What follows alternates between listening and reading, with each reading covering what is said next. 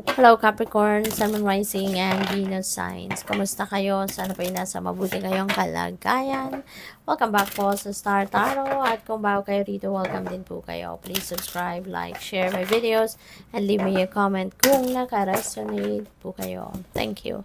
Tignan natin kung anong mga messages po ni Capricorn. First message po ninyo, recognize the signs from above. Angels are sending you messages now, but you're too distracted to notice. Stay alert and open to divine guidance. Wow. Distracted masyado, no? Maybe you are so focused on something else, pero eto, kaya siguro maririnig ninyo, mapapanood ito, because this is a panggising sa iyo, wake up call sa inyo na hello Capricorn, don't be too focused on something else. 'Di ba? Kasi ito, merong importanteng guidance na pinapadala sa iyo ang universe through your angels na mga signs, no? May mga signs, may mga mensahe para sa inyo, and this is all divine guidance, no? Na dapat ninyong matutunan, marinig, malaman at this time, no? So, katulad ng mga nasa picture dito, merong dove, 'di ba? Maaring nakakita kayo or other kinds of birds, no? Na maaaring laging nandiyan sa harapan mo, no? Kahit anong gawin mo, laging nandiyan, parang ganon. So, that could be a sign para sa'yo. Makakakita ka siguro ng coin at odd places, mga lugar na magtataka ka, paano nakapunta dito ang coin na ito? 'Di ba? Yung mga ganong klase. Feathers, ganon din. Paano nagkaroon ng feather sa lugar na ito? Yung ganon. So, that could be a sign, 'di ba, para sa iyo. Yung pag nagsimula ka nang mapansin mo 'yon at magtaka ka, 'di ba? Kasi imposible. Paano nagkaroon ng ganitong bagay dito sa lugar na 'to, 'di ba? That is already a sign for you, no?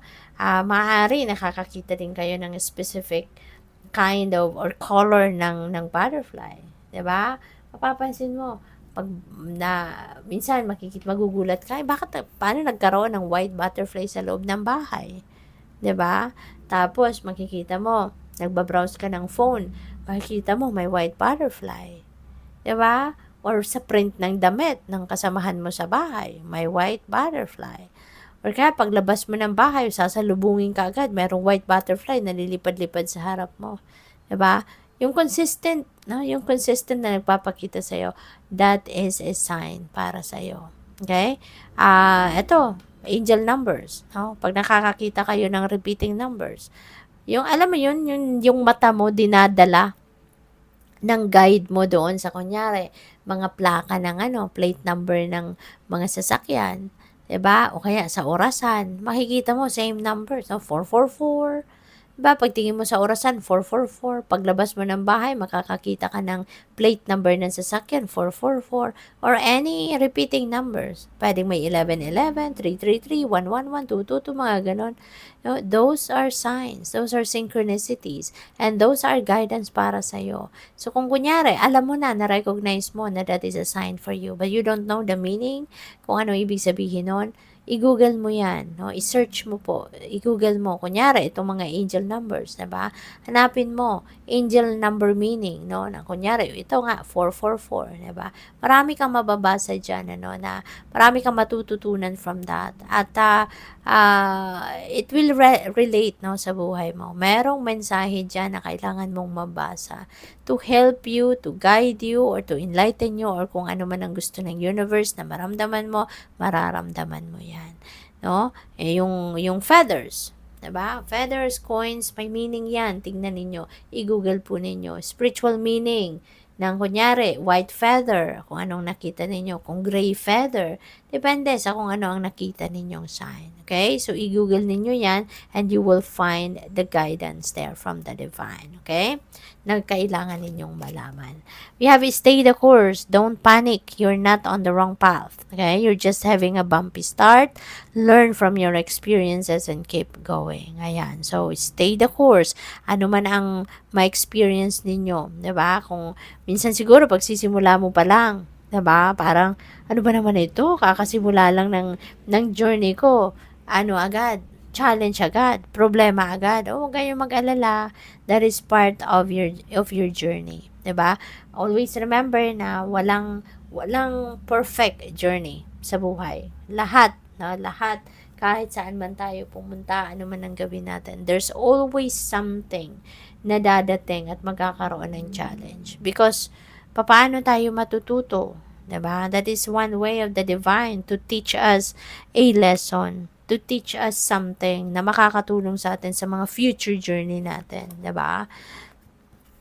Kaya wag kayong sumuko. Stay the course, okay?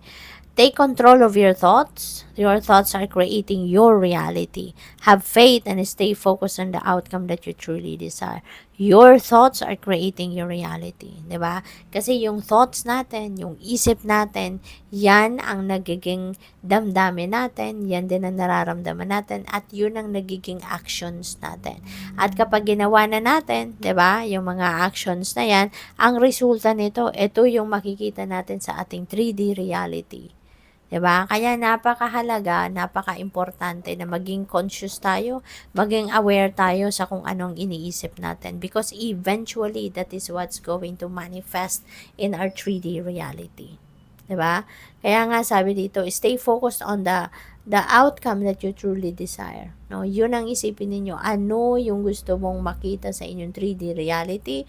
Yun ang isipin ninyo. Because eventually, that is what you are going to take action on, at yun ang makikita mong resulta, 'di ba, sa inyong realidad. So, maraming salamat po for subscribing. And if you haven't subscribed yet, subscribe na po kayo. And also, please do na, maraming salamat pala sa hindi ninyo pag-skip ng ads, and also, join the membership, no? Please click the join button sa baba ng video po and join the membership. And also sa mga cross-watchers natin, thank you po for being here. Oh, wow. Blessings and abundance are coming your way, Capricorn. So, ihanda mo na ang inyong sarili sa pagtanggap ng mga biyayang ito, ng kasaganaan, 'di ba? And other blessings, kung ano pa man. Whatever this is, it's gonna come in abundance, no? So, napakaganda, napakaswerte, napaka-blessed ninyo. Okay? So, what else?